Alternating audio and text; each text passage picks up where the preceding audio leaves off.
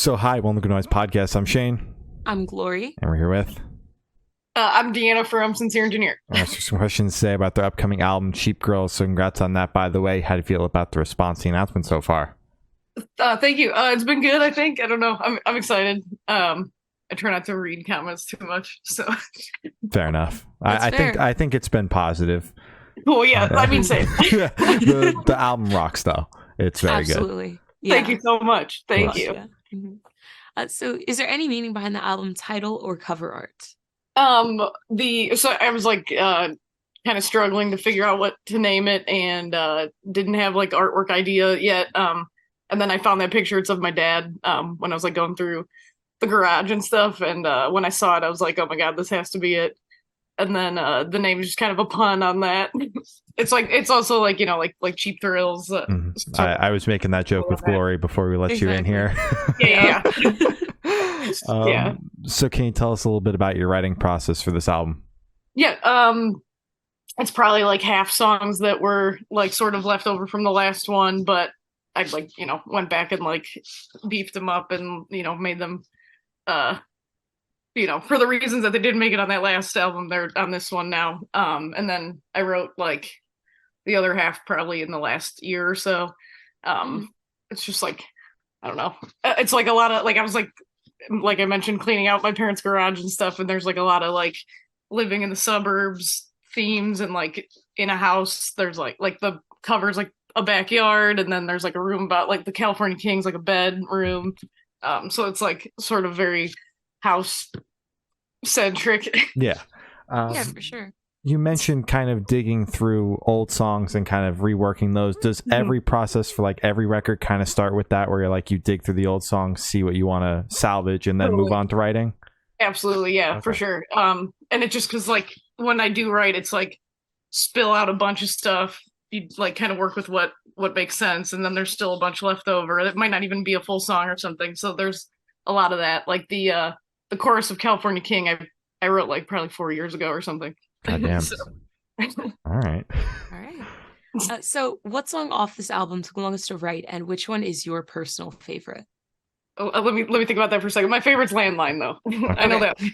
I'm not sure. I mean, if we're talking like I used the chorus from 4 years ago, I guess that was. All right. So how'd the track list of the album come about? Did you guys write the opener be the opener, closer be a closer, shuffle around and see what fits? What was that process like? It shuffle around to see what fits. We recorded just like we worked with Mike Sapone, and we just like, you know, got in and did all the drum tracks, and then just kind of by feel see how it shook out, and then we like worked together to put the track list together. So okay. that the track list is put together with the producer? Yeah. I'm not good at that stuff. I'm just like, whatever you guys think is cool. So yeah, he did most of it. Okay. And when kind of having that conversation about the track list, do you guys think about vinyl, CD? Do you think about it in kind of like a live setting? Like, is there anything that you kind of bring in to kind of make it make sense? Definitely like the vinyl, and like put heavy songs up front. And make sure you know where like the side A, side B is, to like, you know, what's a good side B opener, and you know, a lot of that plays into it for sure. Acoustic song at the end, as you do. Absolutely. So would you be able to tell us where your headspace is at while you're creating this record? It was like I said, like a lot of like going through old memories, like cleaning out my parents' garage. I don't know why that like stuck with me so much, but it was just like looking at, and I turned 30 last year or whatever, so it was like a lot of like looking back on like, it feels like forever ago, but it also feels like yesterday, sort of nostalgic stuff like that, and like, you know, going through old memories and stuff. So probably that. You keep mentioning cleaning out your parents' garage. Was that kind of the starting point, or like the spark for this album, or were you working on it before that? I was working on it before. Well, it's like, it's hard to say because I'm like constantly writing, and then like when it was like, hey, we're gonna like go, we got like studio time. I was like, some of the songs were already like written and stuff. I don't know. I don't think at the time I realized how much it was like playing into like what I was like saying. Yeah, because it seems like, I mean, you're talking about how like now you've got this whole concept of it like being Yeah. about growing up in the suburbs and shit, and you're just like, Right. yeah, but that's not what I was writing about. So it was just like a happy Right. Yeah. coincidence. No. Yeah, I'm gonna say that because it's not like I was like purposely doing that. It was just like this is what I did today, and that's what's coming out at night when I'm like working on like songs and stuff. It's nice that it came together though. So I'm not very like huge conceptual person. A lot of I feel like the older records are just like, random songs put together. yeah, so your writing process is very much just whatever comes out, and then if it builds a concept at the end, that's the Totally. end. That's great. Mhm. All right. Sure. Yeah. So how do you recommend your fans to listen to this album for the first time? Should I do it in the car with friends, dark with headphones on? Is it a workout album, party album? What do you personally recommend? Like in a car, probably. That's my favorite. Yeah, I don't know. I mean, like a lot of the like lyrics are like I don't know. I feel like they were like a step above what the last two records were. So like maybe like at a party isn't the best way to consume it the first time. All right, But enough. I think it's catchy too. I don't know. Maybe a little both. To me, it's like a in the car singing along. Nice. You mentioned, they're your favorite lyrics. Do you have like a favorite lyric off the album? The I stood out like a dad on the porch. Have you guys heard it? Yes. Yeah. Okay, cool. In Old Coat Pocket, I stood out like a dad on the porch just to be ready to watch you roll through my goddamn city. Nice. That's, That's good. that's my favorite. That's Because it's like awesome. I don't know where you guys are from, but like it's like a very like dad thing to like stand and like watch the tornado come in and then everybody else like, can you get in here? It's like anxiety inducing. Yeah. Mhm. Yeah, you go dad mode. Like, Yeah, totally. just like put this Staring at it. Yeah. So this one should be super, super quick off the top of your head. I want you to describe this album for new listeners in 3 words, no more, no less. Oh no. Nostalgic. We're gonna use that. I don't know.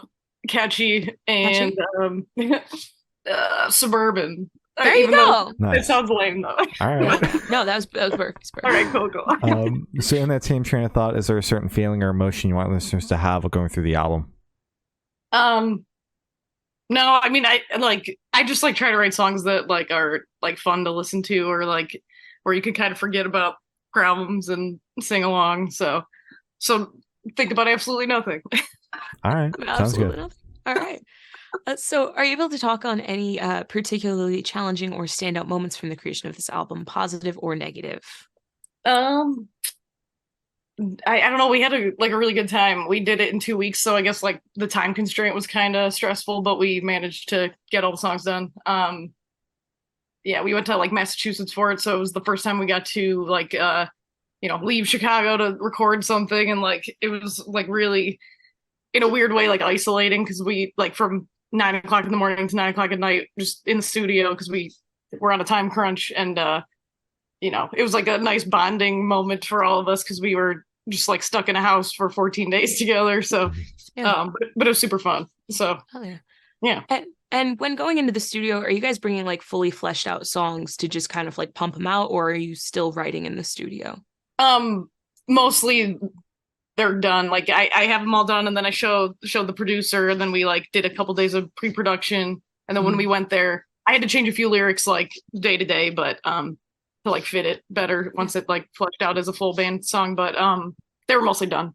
All right. Okay. And Makes sense. was this kind of time crunch a unique experience, or is that typically how the recording process goes? No, it was also a unique experience. We've taken our time on the last two. Like the first record, it took us like it was me and the producer I worked with at the time, Matt Jordan. It took us like a year because we were just doing it on like Saturdays because we had full-time jobs. Yeah. So yeah, now that there's like a label involved and like time and stuff, it's like, okay, you got 2 weeks. Well, like, was there any sort of extra prep that you guys did, like going into it knowing that it had to be done in 2 weeks? That's all you had? No. I mean, we did a couple days of pre-production, but it was like, get in there, set up the drums, do the drums. Fair enough. So yeah. All right. Yeah. And was there any anxiety going in knowing that you had a time crunch, or were you just kind of like, for sure. But we yeah. also like kind of planned out like, if we don't have time, we'll drop like the acoustic song or something, or Okay. which Yeah. like each song it usually takes like about a day for each song. So we had a couple days extra. The Super Bowl was coming up, so everyone wanted to go home. So it was like we had a reason to wrap it up as quick as possible. Fair enough. Yeah. Excellent. So for this question, we want you to picture you're on tour, you're at a gas station for a rest stop. What is your snack of choice? Diet Dr. Pepper and a Reese's. Oh, Nice. like a regular like The King cup. Reese's? A cup, yeah. Two. I get the Two. 2-pack. Mhm. I love them, but that's like enough, you know? Exactly, yeah. Yeah. Fuck yeah. Awesome. Yeah. So on the topic of food, if your project was a dish, what dish would your project be and why? I'm gonna have to say like a hot dog. Hot dog. Yeah, Okay. I know corn dog, I know. But it's like, you know, a Chicago cheap food. Okay, a classic. You Yeah, made it make sense. Because Yeah, you're exactly. calling your project a hot dog, it's a little scary, you know? My heart did drop. I can't lie. But it's like, you know, satisfying and bad for you. Yeah. So for the last couple of questions, we're going to shift completely away from music and go straight to death row. Boom. So if you're on death row, what would your last meal be with drink? Good question. Probably the hot dog and like Diet Coke or something. All right. Wow. Sounds good. Okay. Hell yeah. Well, wait, let me think about that for a second. Okay. Yeah, I'm gonna say that. And like, Okay. you know, some fries. It's like it makes me sad because that's like my diet. It's like nothing special. Hey, that's Listen, completely it's all fine. good. Exactly. So if you could live in one fictional world for a week, where would you live? That's a good question too. Bikini Bottom. Fuck yeah. Nice. Hell All right. yeah. Okay.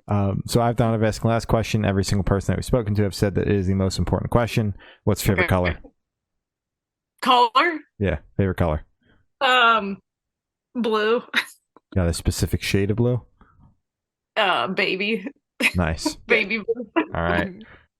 So as I said, that's all the questions we have today. Is there anything that you would like to plug? No, just the new record, September 22nd. You can pre-order the vinyl. It's like the variant is like steak sauce, so it's like got a brown smudge and then like red splatter. And we'll be playing some shows. We're doing Lollapalooza and Austin City Limits. Gonna try to do a tour toward the end of the year. That's about it. Oh yeah. Sam Hell Sully yeah. Fest Oh yeah. next week, actually. So All right. Well, thank you for now. It's been Deanna from Sincere Engineer, and we have been the Good Noise Podcast.